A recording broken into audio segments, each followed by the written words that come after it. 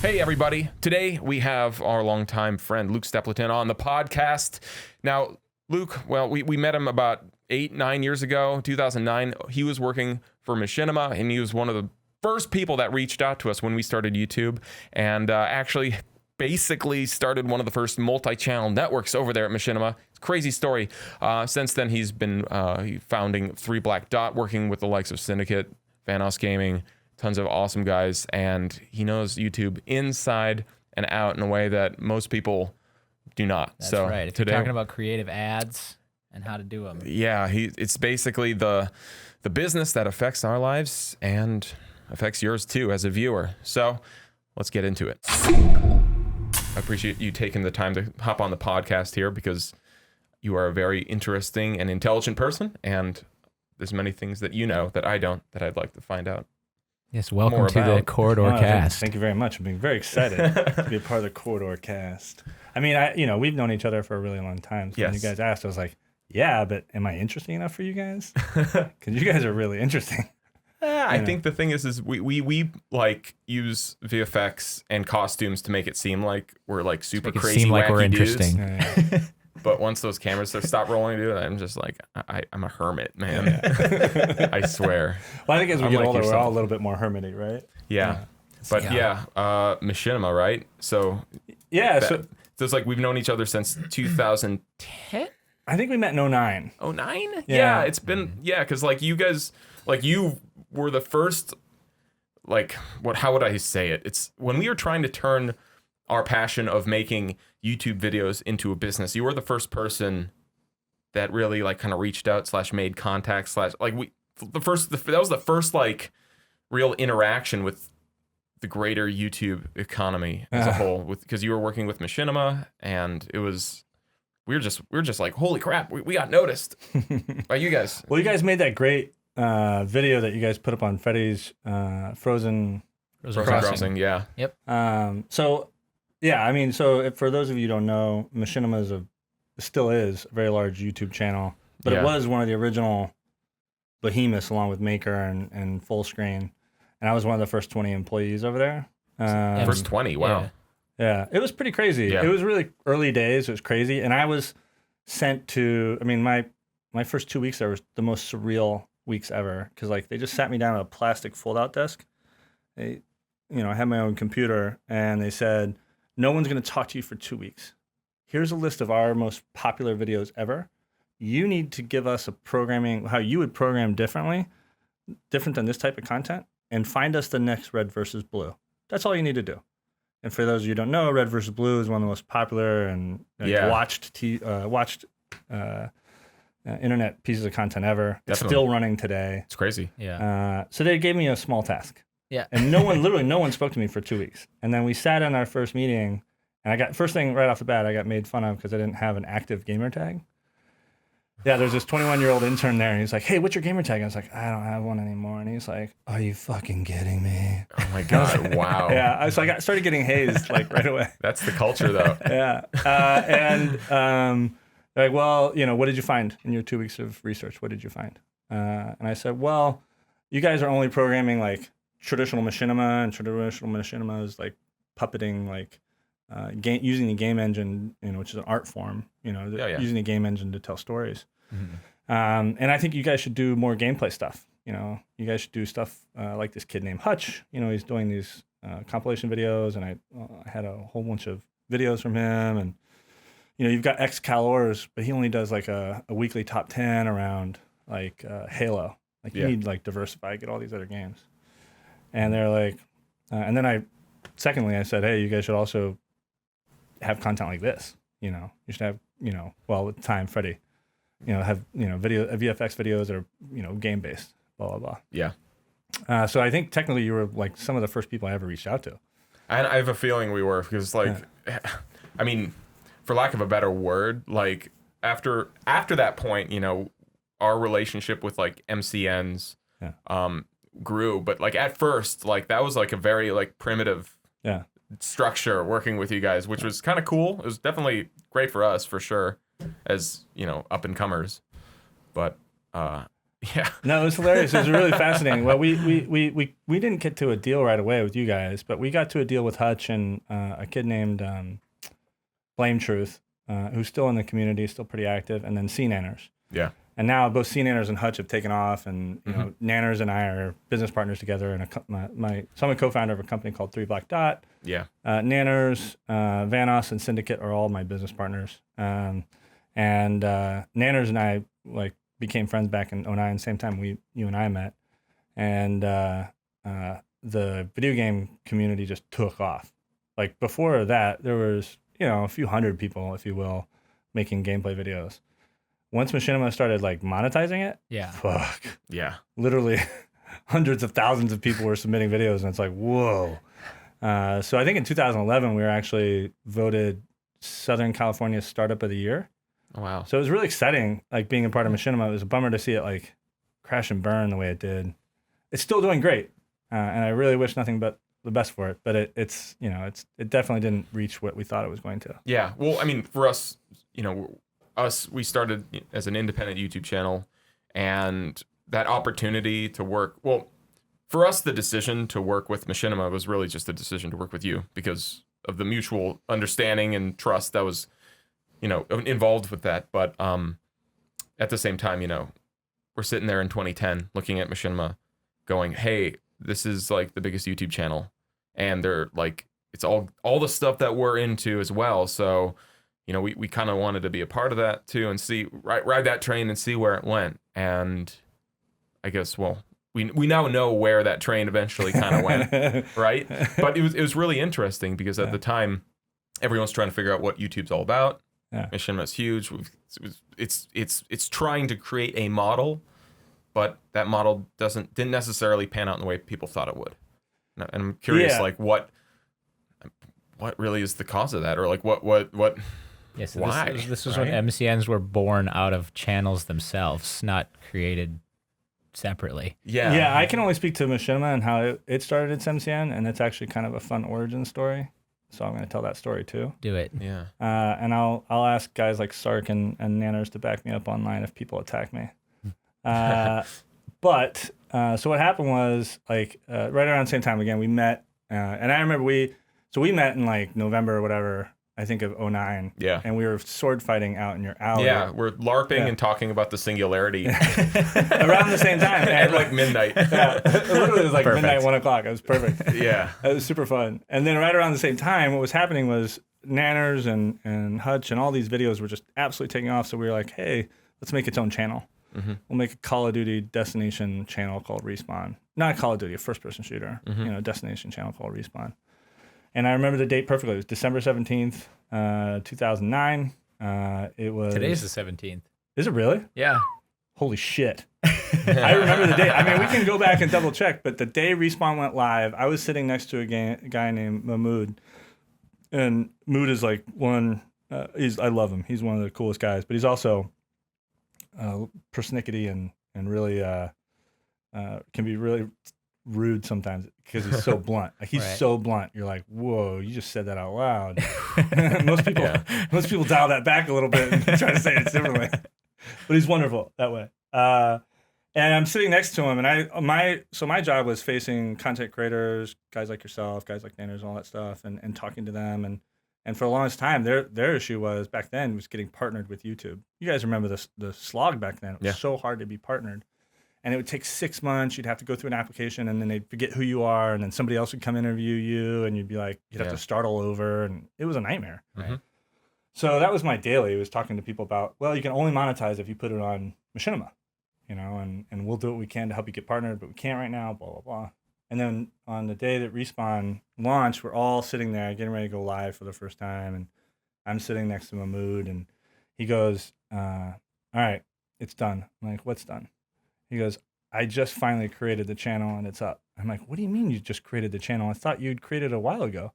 He goes, no, I was waiting. I was like, okay. I was like, so how did you do that? I'm so curious, how you did that. He's like, oh, it's really easy. Through our CMS, which is a control management system that all YouTube networks have. Mm-hmm.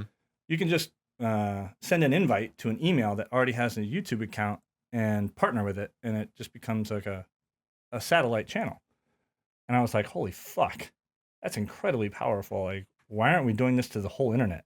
Like, let's just go and get the whole internet to sign up through our CMS, go around the YouTube like system. We'll vouch for the channels. We'll monetize it, help monetize the channels, blah, blah, blah. He's like, I don't think that's possible. But why not? So we literally stood up right there and we walked into the executive's office and he was like, you can't do that. I was like, yeah, I can. He just told me you could. And he was like, Mood, can you do that? I was like, yeah. He stood up and he walked into the CEO's office. It was like, 15 minutes later, he comes back. He just leaves us there sitting. And I'm like, what's up? He goes, do it. Like, start with like 5 channels and do it right now. If you can really do this, if you can really do this, this is crazy. Wow. So we've got Respawn going. It's our first like outside the Machinima proper channel going right at the same time that we realized we can start a network. Right. So we immediately started on the paperwork for the network. And you guys remember, that was back when Machinima got blasted its first time. We had guaranteed CPMs. Yeah. But the kicker was it was an in perpetuity deal. Yeah, that's like it was. And that was the first time Reddit got word of us, and they hated us. It felt like pre-Great Depression kind of era kind of stuff. Like, we'll give you this much money forever. Like, stocks are going up forever. Yeah. Everyone's buying. Yeah. I know, but seriously, that spark of that realization of what you could create. Like, I mean, that's like literally the origin of the MCN right there. Right. That's crazy. Yeah. Well, then we immediately started game channels, and then I immediately said, hey, I don't want to do like I love gaming, I love the channels, but I want to work with. I mean, you guys were one of the first channels I signed. Reckless Tortuga. I mean, Rooster Teeth, obviously, but they had their own CMS, but they were rolled under ours. So I managed them. I managed FPS Russia, like all these entertainment channels. Which were gaming themed, but or had some gaming tangential, but were more entertainment, if you will. Yeah. And that's how the MCN started. Guns. And how it wrecked. That's really what everyone had guns in their videos. Yeah. Or make dick jokes. Or that, yeah. And that's how the MCN started for Machinima. I was like there day one. I was like, that's crazy easy. How is that possible? YouTube really lets this happen? Sitting right there, but man. But that's the thing. It's so easy that's how I guess you get to thousands and thousands of channels and stuff. And then I guess kind of effectively the blowback of the whole concept in general, which is, you can't really give a service unless you build out a huge service team, customer service team and a management team. You really can't serve thousands of people. I mean, when I left, I think they had something like 65,000 channels. And they had like 8 people managing that. Yeah. How the hell? It's impossible. It's impossible. Yeah. Yeah. That's crazy. So, like one thing we were talking about there then is, I guess CPMs that's kind of like that's like the root economy of all YouTube professionals. Yeah. It's like, what's your CPM? Yeah, like that's basically how, it's your ad rates, this is ad supported content. And so, we know on the internet in general, that's how. So CPM, for those of you out there, hello internets, is cost per milli or cost per whatever, cost per thousand. Yeah. Cost per thousand. Yeah. Just think of it that way. So for every 1,000 views, you get X. You know, and if you have 10,000 views, that's X times 10. Pretty simple. And that goes across all the internet. CPMs on Medium or whatever, that's the term they use. And back then, CPMs really varied. And what Machinima tried to do is come in and say, we're going to do a flat rate CPM because we're like a Google preferred customer. It was before Google preferred, but we're selling our CPM pretty high, and you guys are getting like $1.20. Well, we'll give you $2.50 per CPM, and then we'll keep whatever's on top. Yeah. Well, I mean, people had done CPMs online before, but that was the first time where it became proliferated, especially in video. Yeah. It was never, I mean, there was podcasters who had it, and there were other sites that had it, but those were all working in an entirely different industry. This basically process birthed video monetization. Well, not this process. I mean, I would start, so I think the most, so I have a lot of cliche, like, what do you call them? Because I'm kind of in sales, because so I do brand sales, I do YouTube management, I do a lot of different things. Yeah. So a lot of snippets that I reuse. Yeah. Analogies. analogies. I'd say one of them is one of the most important moments of the past 100 years, period. Any corporation's made, any decision they made, the single most important decision, I'd put it in the top 5 is Google saying in 2006, we're going to start a partnership program. Because it enabled this whole economy we're talking about. Yeah. Right? If they don't, because ad sales prior to that, right, went through the distributor, right? And the distributor held the keys. Distributor movies, distributor TV, distributor radio, newspaper. The people who owned it, they, and that was a small group of people. If you're looking back 50 years ago, 25 years ago, you're really looking at a really small group of people who own all the ad inventory in the world. You know what I mean? Yeah. Small group of 25, 30 companies. Right. Conglomerates that own TV stations and all that stuff. Yeah, Viacom, Time Warner. And then YouTube all of a sudden is like, well, we should incentivize video makers to make more videos. And we'll just share part of the CPM with them.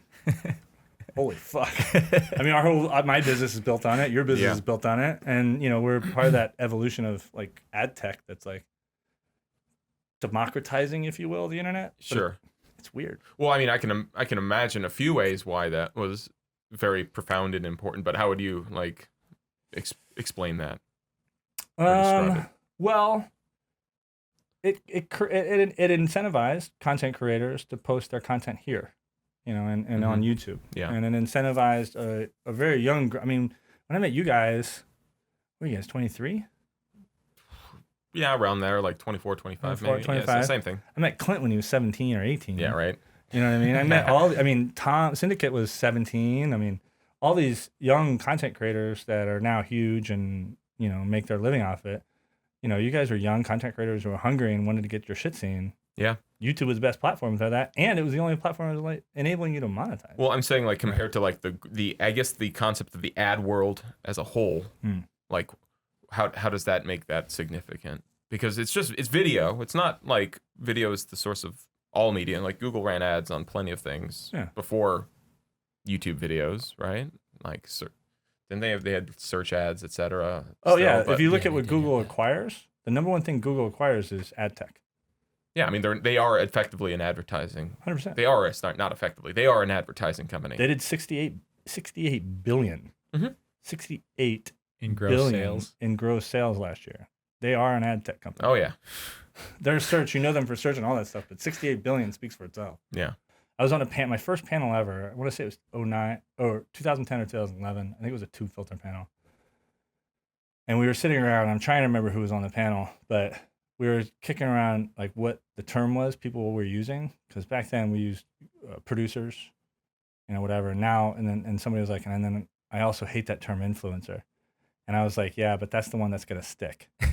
Yeah. And I was like, I don't know why. It just felt like it was the only one that was sticking. Because like when you say producer, it's too nebulous or whatever, all this different stuff. And then we got into this argument of what an influencer was. Yeah. Right.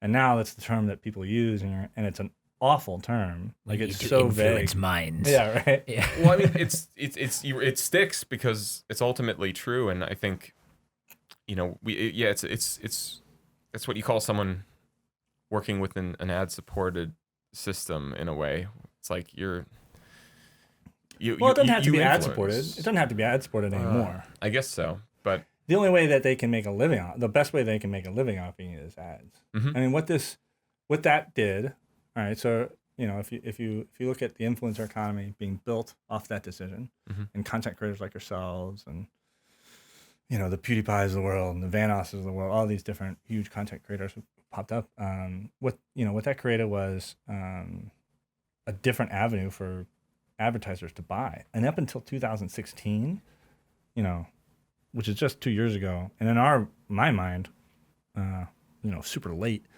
but the 51% of advertising up until that moment was spent in traditional advertising. Yeah. Which makes no sense. You know what I mean? Like, who watches when was the last time you watched a commercial?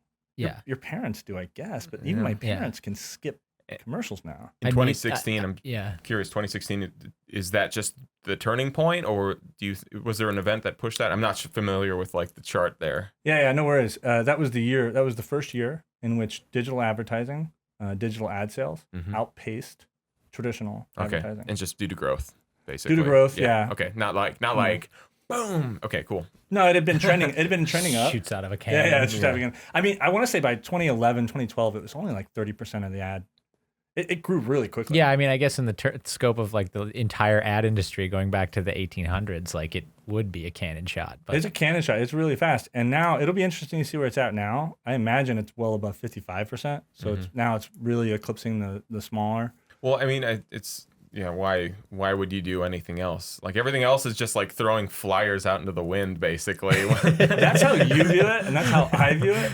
There's a $200 billion industry out there that's still fighting each other over that money. They're fighting like, over okay, well, in this money. part of downtown, this is where the demographic, like the bankers we there, throw so green bankers flyers. need green fly. Yeah, they like green. Yeah, I know. I know there is that industry surrounding it, but it compared to the laser focus of like having a drop-down menu of exactly who you're trying to advertise to. Again, you and I totally are. We're on the same. The problem is we're having a discussion where we're both on the same page. Like, I guess. like digital ad sales, it makes little to no sense in my mind to do traditional advertising unless you have so much money. Like, I'm a Coca-Cola, or I'm a I don't know, Pepsi or a Toyota, right? Where I can spend a good chunk on digital. And I can blanket the traditional advertising so that I'm really just kind of making sure that I'm hitting you at least 3 times, hitting the older demo. The people actually sit through the commercial still, and all that stuff. Because their younger demo, for the most part, either have ad blockers on or most of the business we've done, sadly, and I mean sadly, I'm very proud of it, right? But most of the business you and I have done, Corridor and 3BD and Luke have done with you guys is branded integrations. Yeah. Right? Because that's the value I can bring to you. Yeah, you can't ad block those. You can't ad block them. But also it's a more authentic way of advertising. Yeah. And that's where, we're at right now. That's where it's gonna, I think, will be the next change, but we'll see. Yeah. Well, I mean, I think we can weigh the pros and cons of that shift, that targeted shift. I feel like you can definitely look at it as a con if you imagine yourself in the middle of like a million laser-sighted crosshairs of all these targeted ads trying to like figure out your patterns and routines. But at the same time, just got a little thought here. Yeah. Let's say you live in a world where that 55% number of online digital ads turns into maybe like an 80, 90% or something like that. I'm just imagining going for like a drive or something like that and not seeing as many billboards and like how much like less advertising you might or maybe it's a dream, but I'm just saying. It's a dream. What if it? That could but be really every cool. screen, It cleans up real every life. screen can be a billboard, though, Sam. Yeah, so just wait until it's that's face tracking, right? And retina tracking. No, I mean, if you look at, what's funny? Well, 2 things. Yeah. We're going to talk about the 55% real quick because I do want to come back to it. yeah. So at 55, internet, you're going to correct me and you're going to give me, it was 53.4% this year, whatever. I'm just giving generals. Sure. It was 2016 where it, eclipsed 50%, blah, blah, blah. I think it'll get 55 in the next couple of years. And then, hopefully, to your point, to 80%. And that's where people like yourself make a little bit more money because, I see what you guys are doing. It's incredibly impressive. And it's still a real hard business to build. And we can talk about that when it's ad supported. But of that 55%, right, 2 companies sell 80% of that. Google, Facebook, and Facebook. Right. Instagram, Facebook, Google, and YouTube. It's crazy. Now, that's where the paradigm's really shifting. Like really, really shifting. And it's a weird shift. Because everyone's coming down on Facebook because of openness and fairness and all this stuff. And they're kind of missing the point. I mean, in a way, not missing the point. I mean, they're nothing's going to probably change out of this. I mean, Facebook will act differently and they'll be nicer and they'll make sure to block certain toxic and they'll be following all these people. But at the end of the day, they're making billions and billions of dollars and they're employing a ton of people and they're changing the ad world. What are you going to do to change it? The only way to change it is habits, and that shit's not happening anytime soon. You know what I mean? So the difference in the world we used to be, where it has 25, 30 companies running ad space, now you're literally doing a duopoly. And the question is that a good thing? And what can you do to change it? I mean, I have ideas and thoughts, but it's going to be really fascinating because when you get to 80%, because look at what they're doing. Yeah, I can't imagine getting to 80% on our current trajectory without like maintaining the duopoly. Oh no, you can't. Yeah, I don't see how you change a duopoly. I mean, I do, but it takes a real effort on everyone's. It's going to take a real effort. Yeah. And something super like crazy and sticky. Mm-hmm. So, but you know, it's a great movie. What? Because we talk about movies a lot. Yeah. Minority Report. Yeah. And when was the last time you watched that? A while ago, but I can remember every part of it perfectly. It's a really, it stands up. Yeah. It's a good film. It's a fantastic film. I think when I watched it, I didn't love it that much. I remember just being like, whatever. I watched it recently.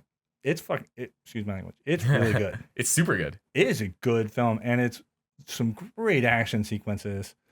But the advertising that's in that, that's where we're headed, bro. Dude, where he walks through the mall and he's got to like hide himself because everything's recognize him and like, oh, yeah, dude. That's where we're headed. I mean, because look at what they're both investing in. Yeah. Right. You know, you have Magic Leap, which is the largest startup, I think. I don't know. I actually might be wrong about this one. Internet, look me up on this one.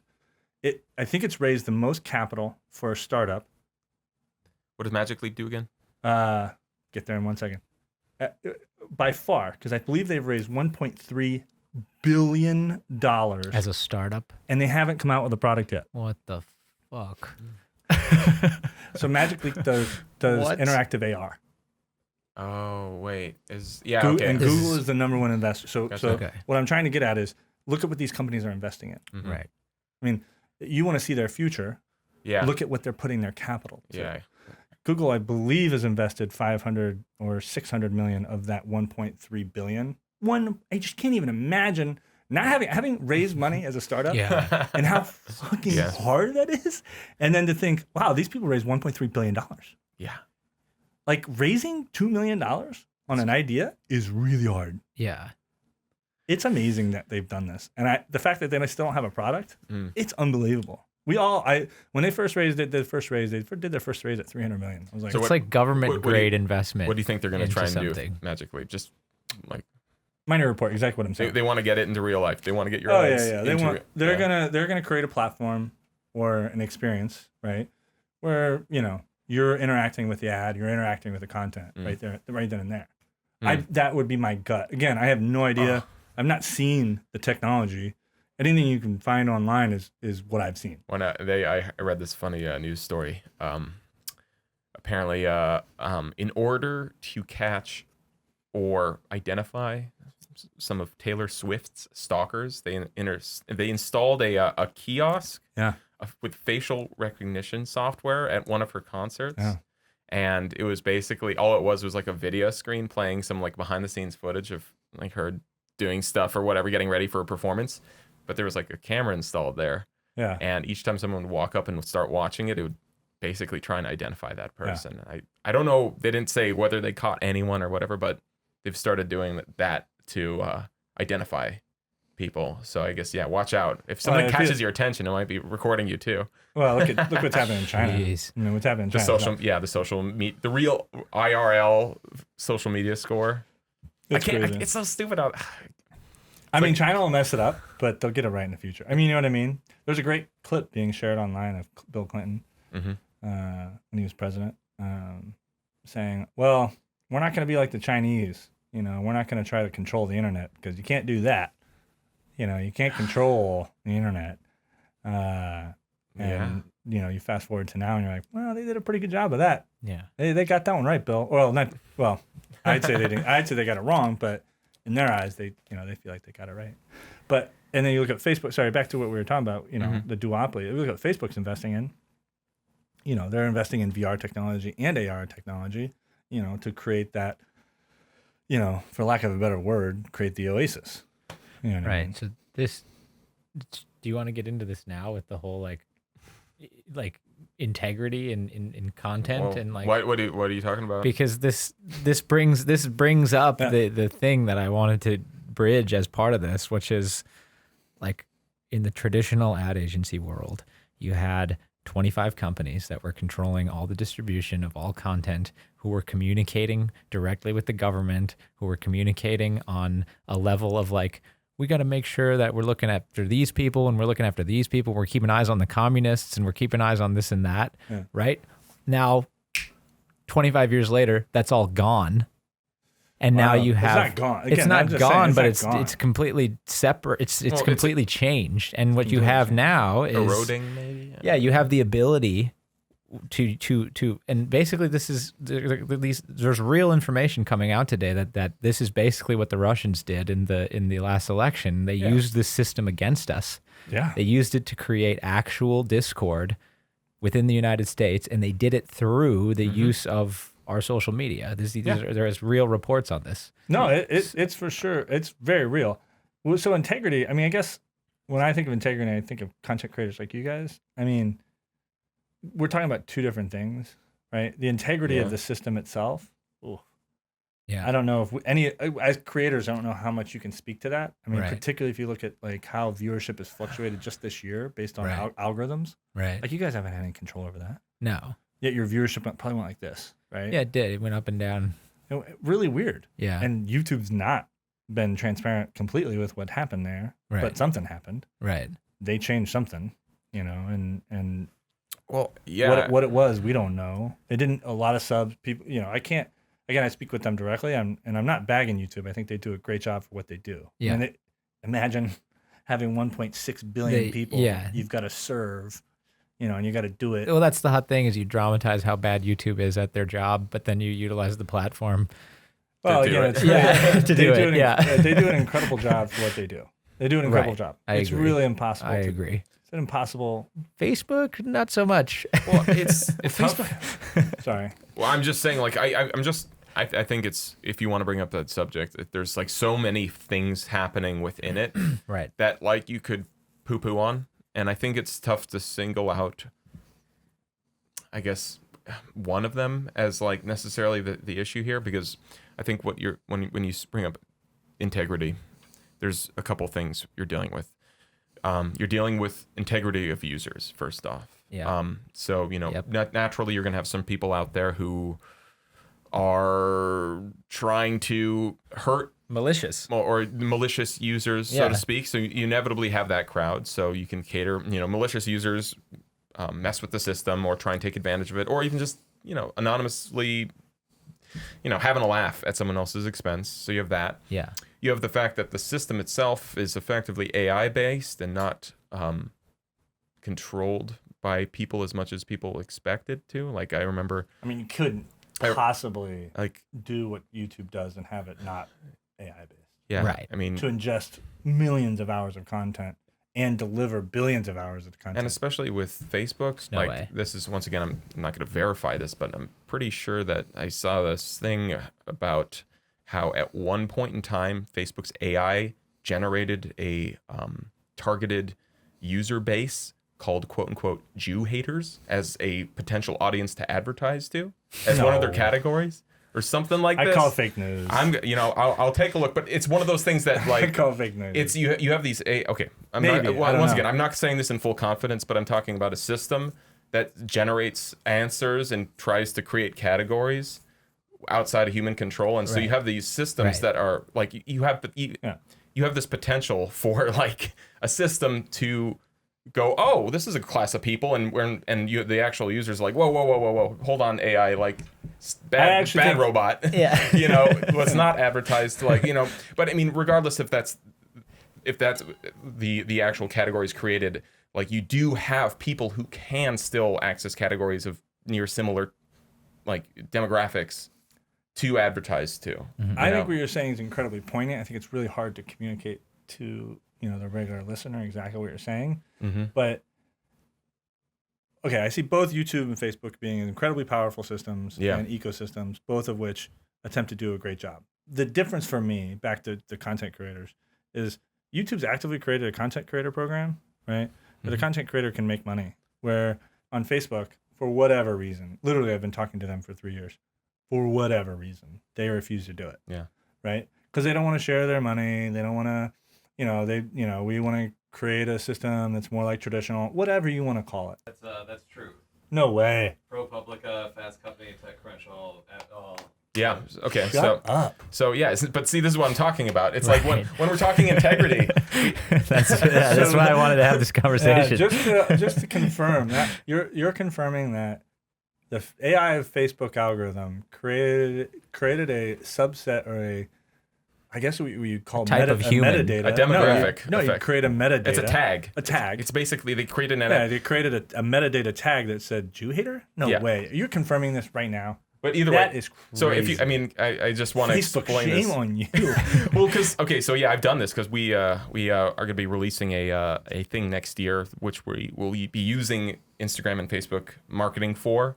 And so yeah, going through the system, you get a really comprehensive list of people to market to. I can find a category of Dungeons and Dragons fans on Facebook. For sure. And Instagram. Well, D&D. I mean, I understand that. I'm just saying, but you can get down to those minute details, and it's. Can you get Dungeon and Dragon mage between the ages of 25 and 35? I want to do players who only play Ranger. Ranger. and only Dungeon You Masters. probably could. Yeah. You Dungeon probably Masters could. only. That's amazing. Yeah, no, but it's incredible, like the level of targeting. And it's so cheap too. It's crazy. But Well, okay, it's cheap, and that's where I mean, listen, that's where things need to either change or evolve. this is where I think I just want to say I think the reason why it's gotten so crazy with what you're saying here, Sam, is because we are almost victims of our own privilege in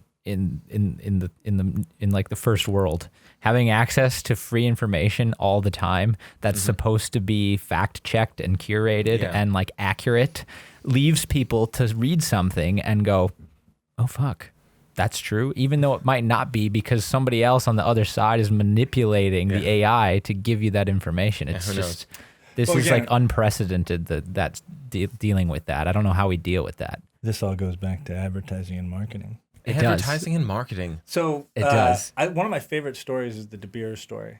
Okay. And Diamonds. And diamonds. Yeah. So De Beers is a wealthy family that owns something like 85-90% of the diamond supply in the world. And they got together with Tiffany's or Cartier, I can't remember which was, in like the mid-30s. Okay. I think it was the mid-30s. It was the 20s. I don't know. They check me on that. No. But they basically said, hey, how do we convince people that, you must have a diamond? Everyone needs a diamond. And they actually still have some of the storyboards of the things that failed, right? And they're kind of comic. And you're like, well, they were going to do that. And then they land on, everyone needs an engagement ring. Right. You know what I mean? Every couple. Concept didn't exist before that. Well, it consisted, but in a way, and they just took an old idea, a dowry or some sort of a gift that happened at wedding, and they flipped it on its head and said, no, this needs to come from the man to the woman, and she'll love you forever because diamonds are forever. And that moment, I mean, you think about that, and then you think, oh wow, diamonds must be super rare. No, there's enough diamonds for everyone in the world to have two. Like that's how not rare they are. It's just one family just holds back the floodgates and releases a little bit every year. Right. It's not like it's and it's not like what I'm saying is not only not untrue, not unknown. It's a very well known story. Yeah. So what we're talking about is how do you manipulate people? You manipulate people with really good marketing, and that's what Russia did. Right. They manipulated all of America one way or the other. Myself, you guys, everyone. Right. Through strong marketing tools. Yeah. Right. Tools created by the ecosystems where we share and look at content. Mm-hmm. Right. Fucking crazy. That is fucking crazy, man. Yeah. So now I want to go get a diamond. Right. Now I want a diamond, and I want to know what do we do from here? What do we do? Oh boy. Yeah. Yeah. I mean, I think it needs to be. It's on the user and it's on the community to create the solution. Yeah. Right. It's just. It's a tough one. Yeah. Because I got into this with my brother, and we're literally not talking about. People get weird when money's involved. Yeah. And like, let's just say, hypothetically, Yeah. we'd sign a contract right now, just like we've done before between the two of us, where you give me 10% of everything you make, and I'll do X, Y, and Z for you. Mm-hmm. That's a big contract to sign. You know what I mean? And we're messing with just a little bit of money. Right. Now imagine if everyone in America said, hey, you know what? We want to sign the same contract, right? And and we want to, you know, take a 10% away from Facebook and YouTube. What would that take? Who would fight you there? Facebook and YouTube. Oh, and they would fucking go to war. Yeah. They would go to war hardcore. Remember, Google made $68 billion in ad revenue last year. What did Facebook make? Probably something like 25. Yeah, probably. Less, that. but Less. a lot. Yeah. You know, they're going to fight you. So, you know, changing this, it means changing habits and changing perception and changing habits. I mean, habits, the thing that I think people, when I hear really savvy entrepreneurs talk, the thing that a lot of them say is this is the habit we're trying to change. Yeah. Because if you can change a habit and or create a habit, yeah. You know, right. That's amazing. Yeah, that's the real thing you have to boil down if you want to sell an actual practical life benefiting product. So is Facebook going to change? Is the user going to change their habits? Because if the user doesn't change their habits, why would Facebook change?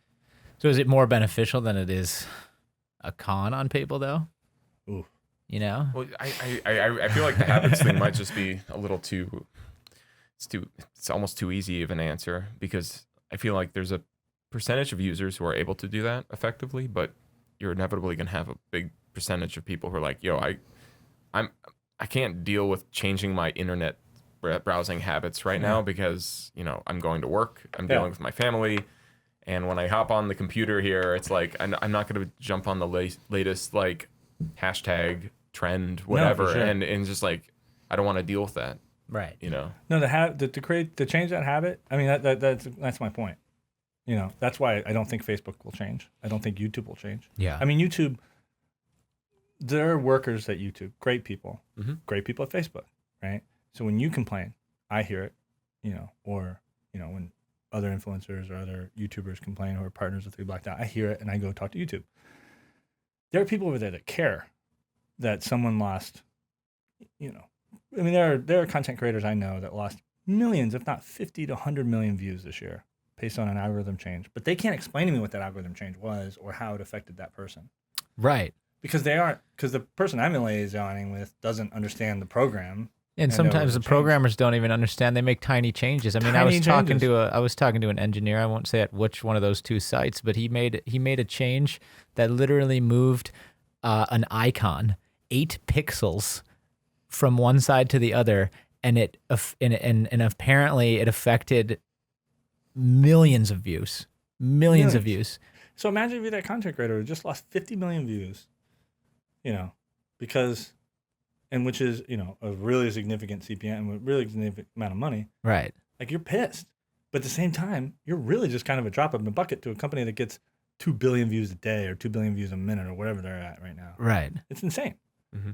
So, it's tough. How are you going to change that?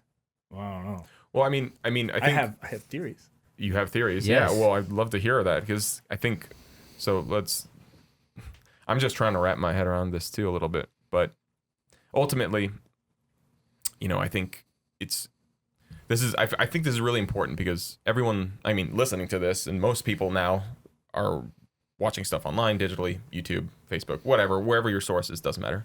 Instagram, you got Instagram. I love Instagram, man. I don't know what to say. And the thing is that, yeah, like I was talking about, this is like an ad-based economy now. And so you have content that is created to fit within that ad-based economy. So now it's, you know, Google and Facebook, they're shaping the actual type of content people get. You know, It's not just like, it's not like this is the clear, unadulterated message. This is everything that goes up onto YouTube right now is a creator jumping through whatever hoops and hurdles and navigating through whatever constraints they need to make a product that is ingested by the maybe beast, that's a good thing, by the machine, and then it finally gets to the creator, so to speak. And we've seen, well, I mean, just in the type of content you see on YouTube over the last few years, as you know, as YouTube becomes more of a system, we've seen that shift.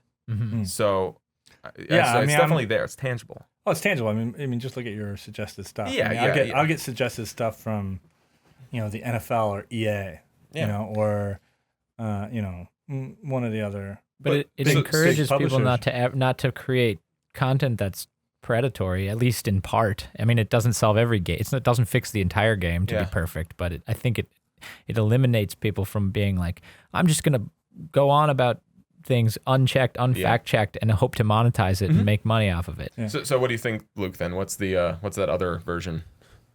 What other version? What are your other solutions? What's your theories? What's your theory? I mean, without being too specific, I mean, there needs to be, a movement where the creators and the consumer, what's funny is it kind of happens organically, right? Mm-hmm. I mean, if you guys, you look at the struggle that content creators are going through right now and the change in the CPM and the change in the algorithm and all these different things, content creators are now like, okay, I got to think of a different revenue source. I've got to think of something else more steady. I've got to think about, X, Y, and Z. And what has come out of that, right, are platforms like Patreon, in YouTube and in Twitch, and you got the button, the subscribe button. You have these different membership on YouTube. Yeah, with both platforms, hilarious is I started hearing, side tangent real quick. I heard a alternative monetization shrunk down to Altmon, right? This is back in 2017. This is December of 2017. Wow. Altmon is called opening your guitar case, waiting for quarters to get dropped.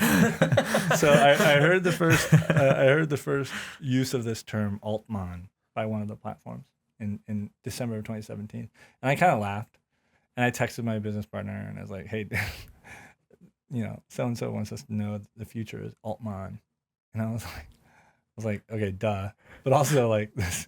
This is hilarious that this company shortened this thing because they're famous for shortening things.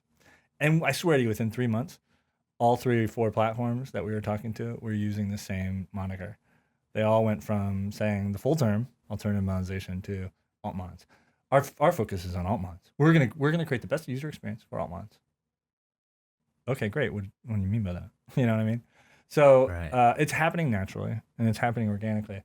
I think there needs to be a concerted movement, if I'm being completely flat and honest.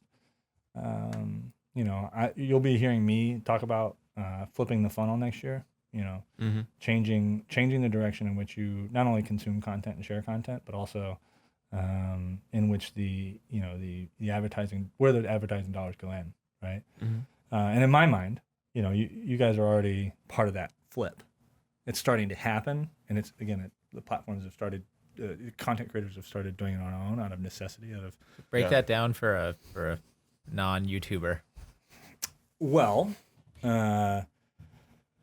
the infrastructure that was built on a massive capitalist economy that that has production, distribution, and we'll call entertainment / dissemination of information as 3 pillars. Your 3 pillars of the economy, if you will. Mm-hmm. All those are in flux, and the ad inventory, the ad space, views, buyers, and there you go, and creators and consumers. Yeah, consumers. All focused at the consumer, right? Right.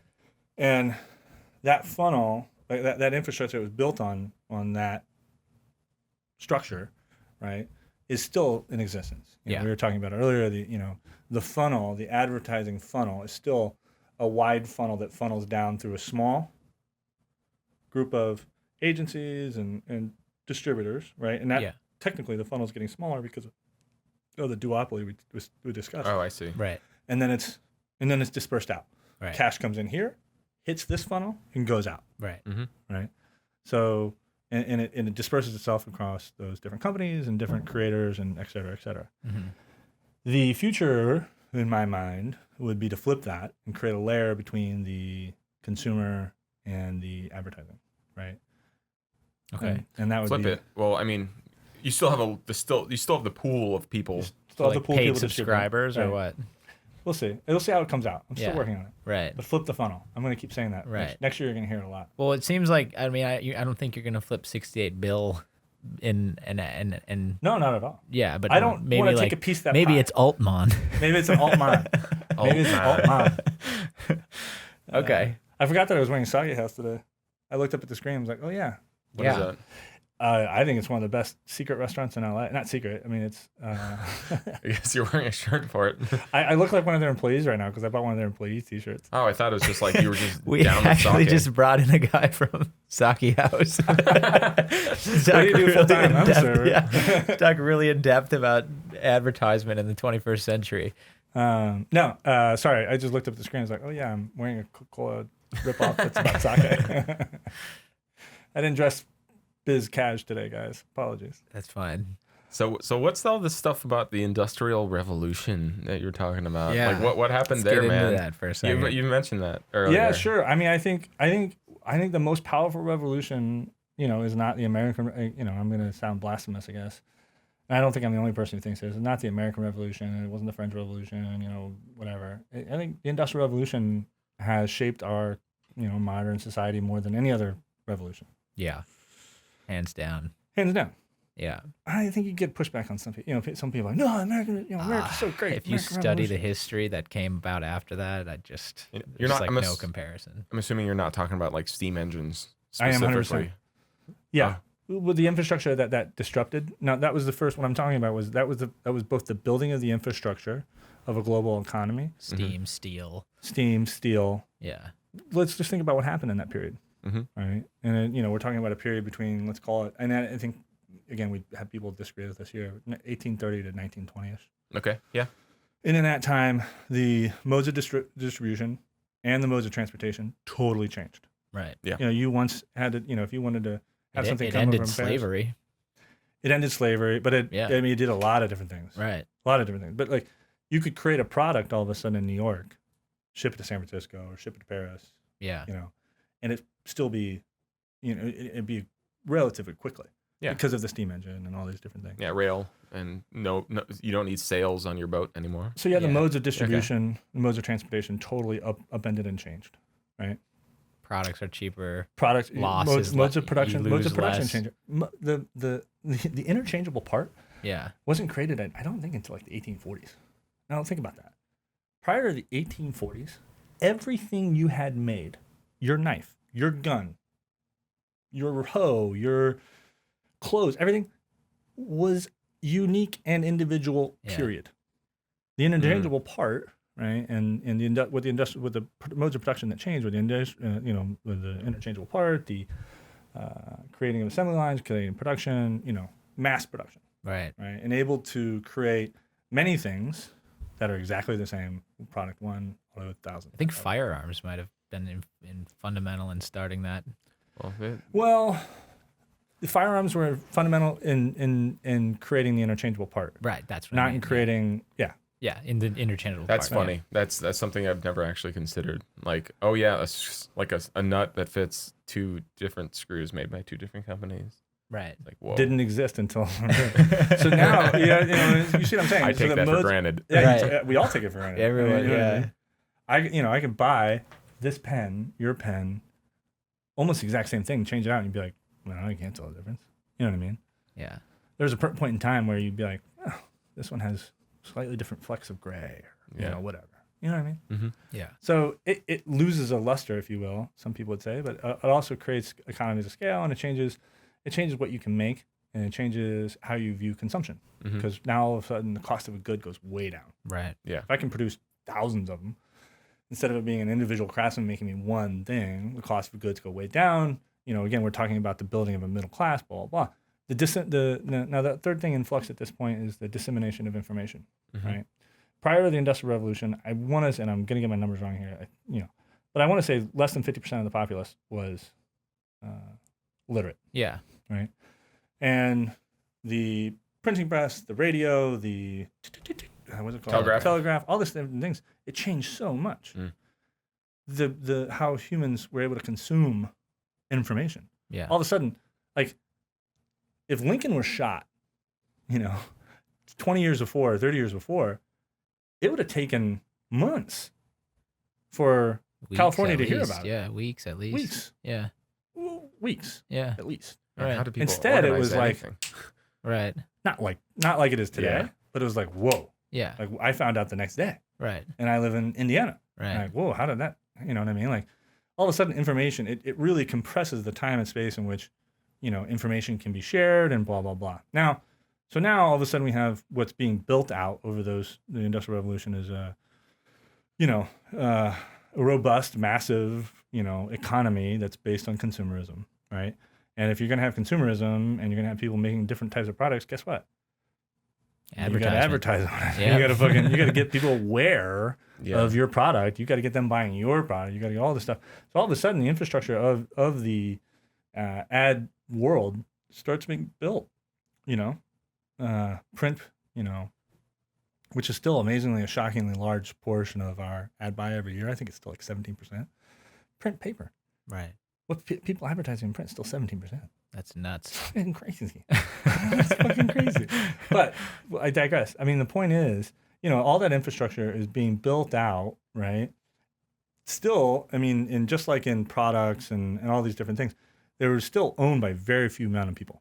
The money going to the top, and that's totally fine. There's nothing wrong with it. Hertz, Carnegie, Rockefeller, all these different, we called them great men, and of the industrial age. Yeah.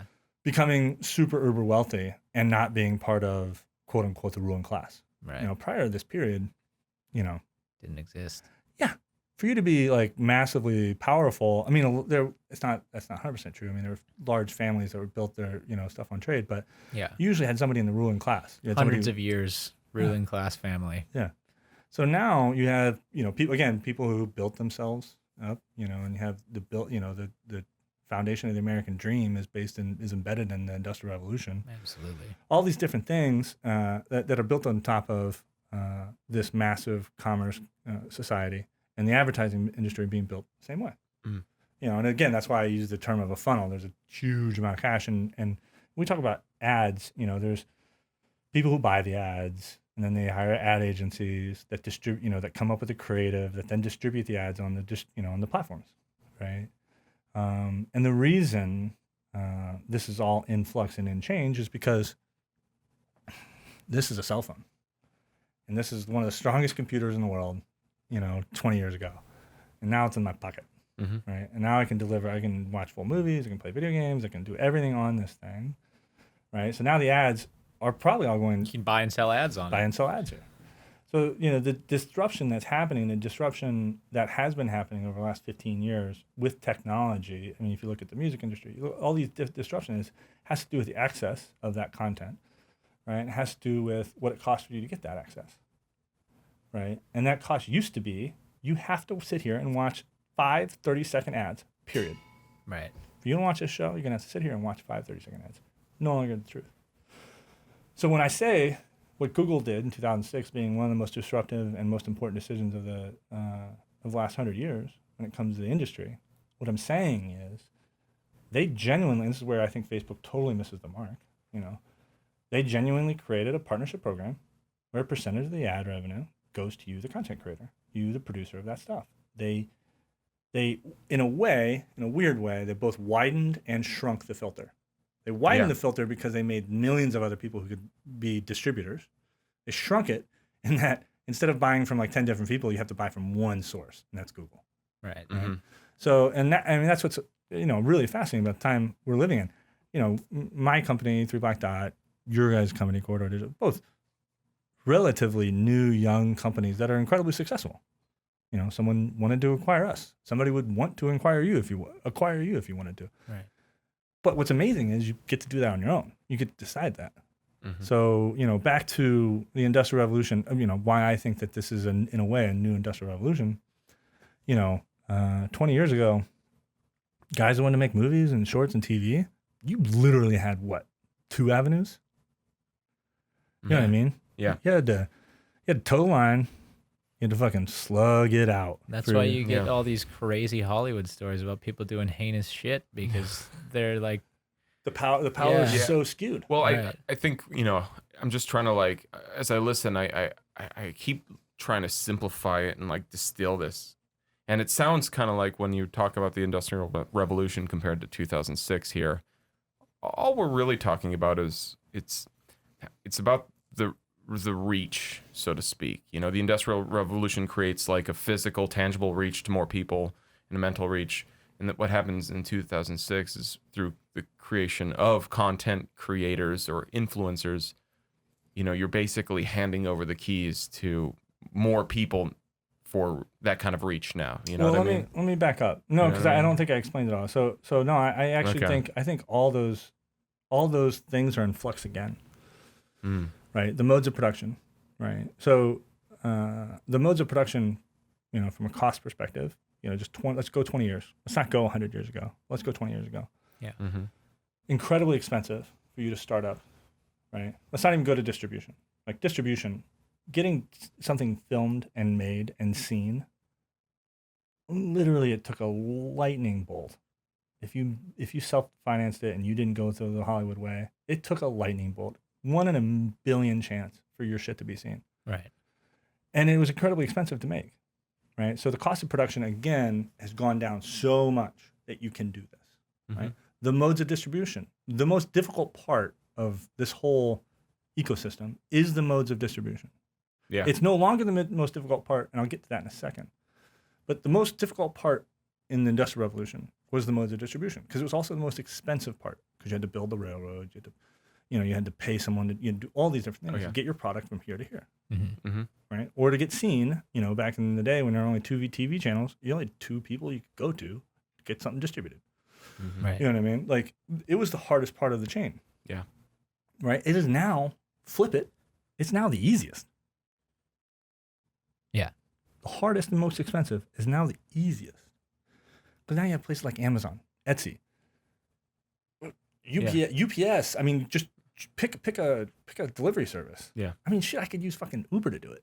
You know what I mean? Yeah. You could. My modes of distribution have changed so much and are so much more accessible than ever before.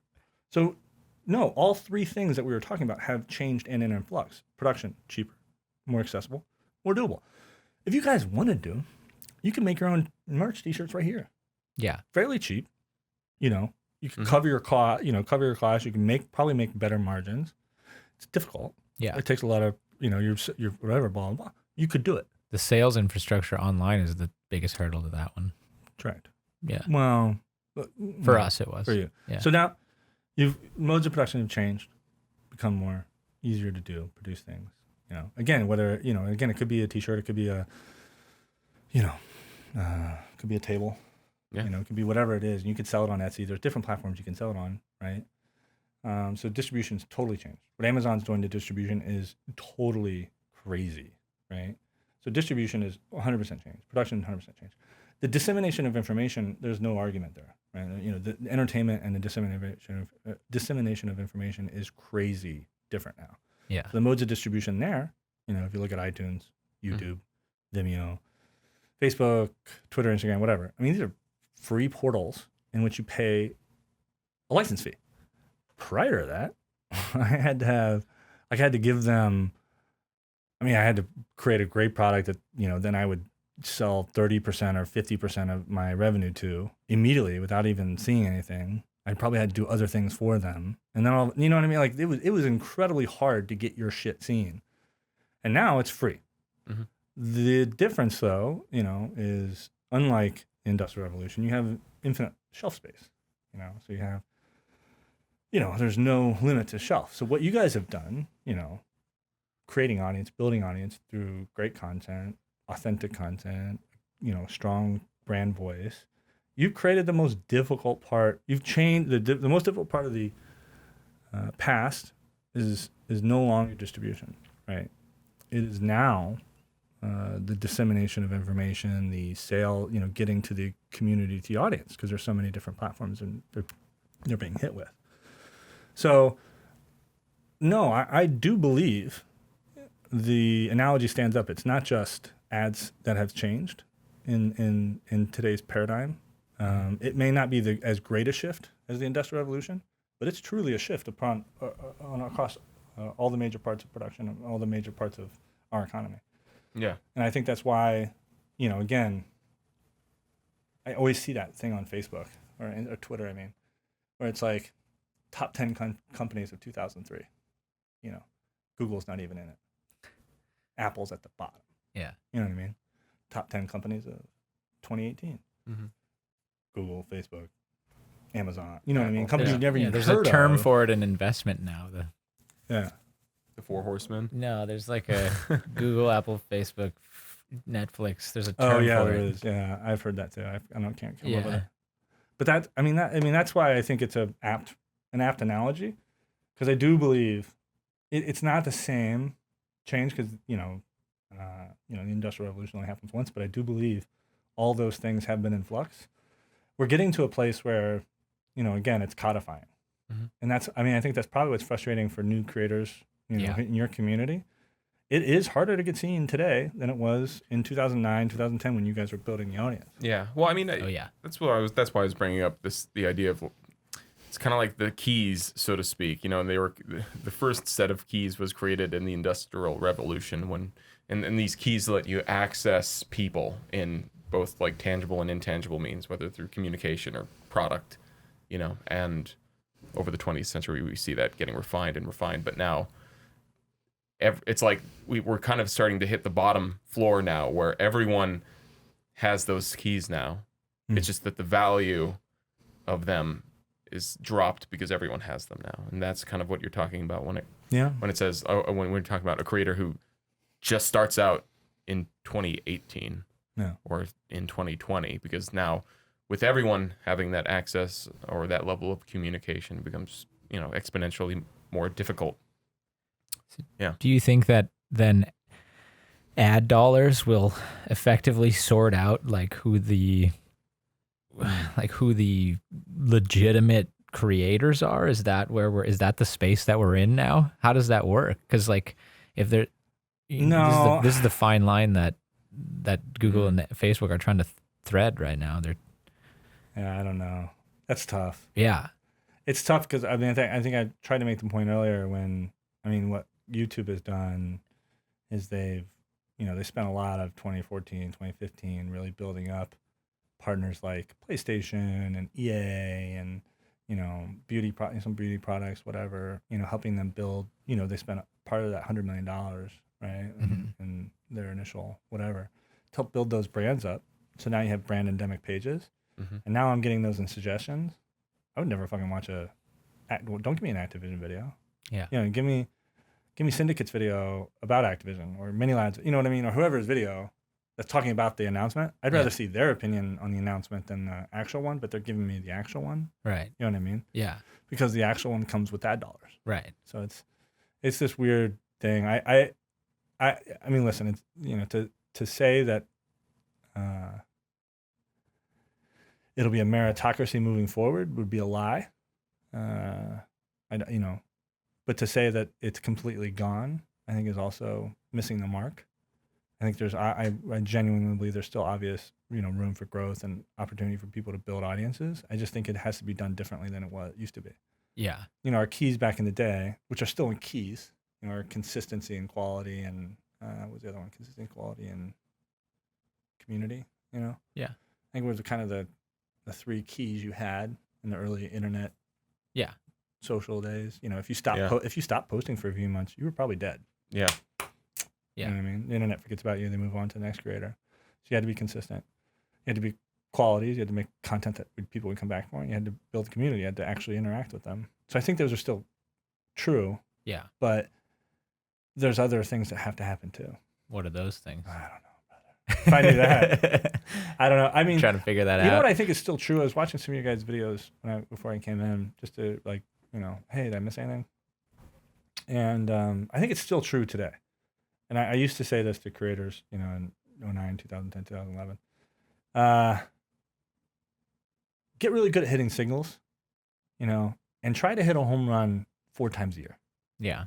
You know what I mean?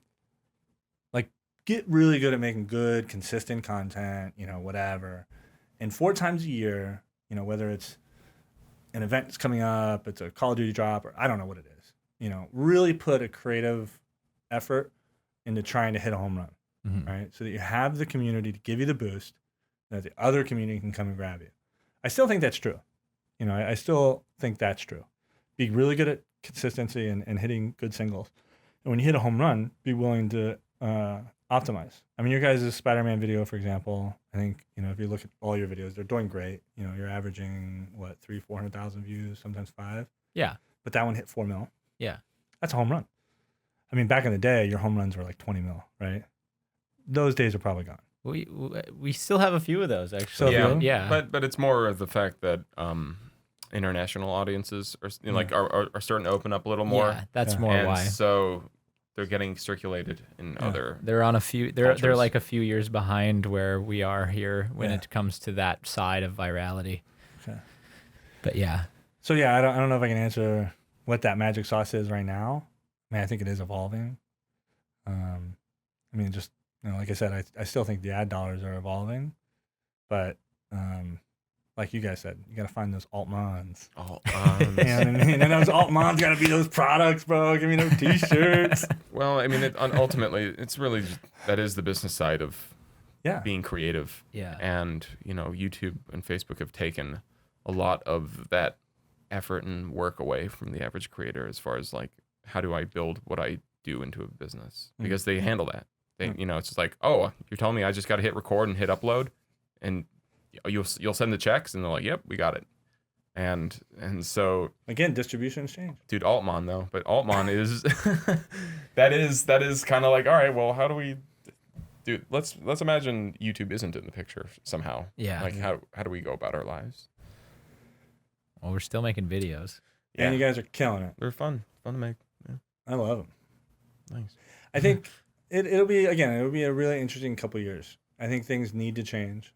I think things on Facebook's gotta change. Yeah. Yeah. And I think, I mean, if anyone from Facebook's listening, I keep telling you guys in meetings, and I know you guys have been talking about it. Create a partnership program, and it doesn't have to be crazy. This whole bunk with the onboarding for cash thing, give me a break. It's so annoying. I mean, it just turns the creator community off. Yeah. I mean, you'll get a couple people who make a little cash and whatever, but you really want to be more long-term thinking than For that. those listening who don't know what this is, basically, I'm going to talk completely openly about this. Facebook offered money in exchange for uploads, hard cash dollars amounts in exchange for hard numbers of uploads as a way to get creators onto their platform, but didn't offer any terms for the future, didn't offer any terms for how they're going to create creator community, didn't offer any terms for how they're going to reward us for staying on the platform, just simply offered that in exchange of a hope that people would onboard onto Facebook. Do what Twitch and YouTube did. I just don't understand. It's the most whorish thing I've heard. Yeah. Just create a partnership program. Yeah. I don't understand why you can't do that. I don't know. And I got an excuse once that was tech based, like, oh, our ecosystem doesn't work like theirs, and tracking of views, and we can't do X, Y, and Z. And I was like, really? You can't do what Twitch does? You can't do this it whole YouTube? website exactly how you wanted it. You can't do what YouTube does? Like, is that what you're saying? You just can't build the tech? Like, I don't believe that. Yeah. It's pretty strange, but I mean, it kind of makes sense though too, because I don't think it's used in a different way. I don't think people like it's not a community in the way that YouTube is. Facebook is for like the people in your immediate life, and that's why it was so effective in the election.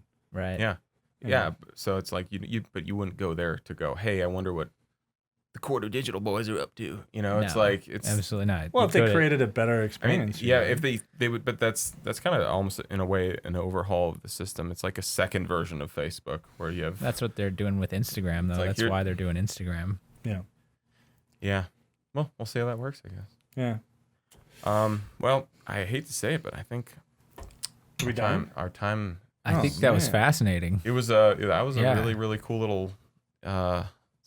We barely even there's so many more things I could go into with that. Well, what's funny is, I think we got into our origin stories a bit. I mean, I find how we became friends and remain friends really awesome. Yeah. We have hopefully a new project coming up together. And it generally wasn't thinking oh, I want to, work a quarter because X, Y, and D. It was my business partner was like, hey, think of a group of people you'd want to work with. Yeah. And then I was like, oh, that's a good idea. You know what I mean? I obviously thought of Tom and Craig, and then I was driving home, and I immediately was just like, oh, shit. I love working with those guys. That'd be rad to work with them. I immediately called Jake. I was like, hey, I float an idea out there. Yeah. And I think that's where we're getting in our careers, and that's what makes what you guys do, what I do, so fun. Is it's like, oh, we get to decide moving forward who and what we work on. Right. Yeah. And that has to do with the internet, and that's where that integrity comes in, baby. It really is. Here's my. You want to hear my cheesiest sales line? Yes. Yeah. All right, here's my cheesiest sales line, and I use it all the time. My whole team uses it when talking to brands and trying to get them to buy money with us. I say, hey, you can't take the you out of YouTube, so don't try. Let us work with you on the brand messaging, and then we'll work with the content creators, and we'll come up with something better. Because like you just giving us a script is unauthentic. It's gonna bomb. Please don't do this. I know you want to spend tons of money. I get that you have cash, but work with us. Because you can't take that you out. Right. It's true though. It is. It's true. 100% true. But Very it's a salesy pitch. Yeah. It is. It's cheesy. When I say it, a little piece of my soul is like, oh, don't do it. There's something in the way you say it, but what you're saying is 100% true. Yeah. Well, I mean, it's just I've said it a billion times. I can imagine. You can't take the YouTube, so don't try. Well. So yeah, I used that one. That was actually like my second meeting at YouTube ever where I used that one. Yeah. And then like 6 months, a year later, like I heard one of their execs use it, and I was like, fuck yeah, I made it. Awesome. All right, man. Well, thanks for coming on, and hopefully we can do this again. Pleasure. Yeah. Love to. Yeah. Thank you. Yeah, it's great, guys. Guys, thanks for listening to the podcast. And as always, if you enjoyed it, head on over to corridordigital.store and get some merchandise to support more episodes. Subscribe on YouTube, subscribe on Apple Podcasts, Google Podcasts, Spotify Podcasts. Doesn't matter where you hit subscribe, but thanks for listening. We appreciate you. See you out there. See you out there on the frontier.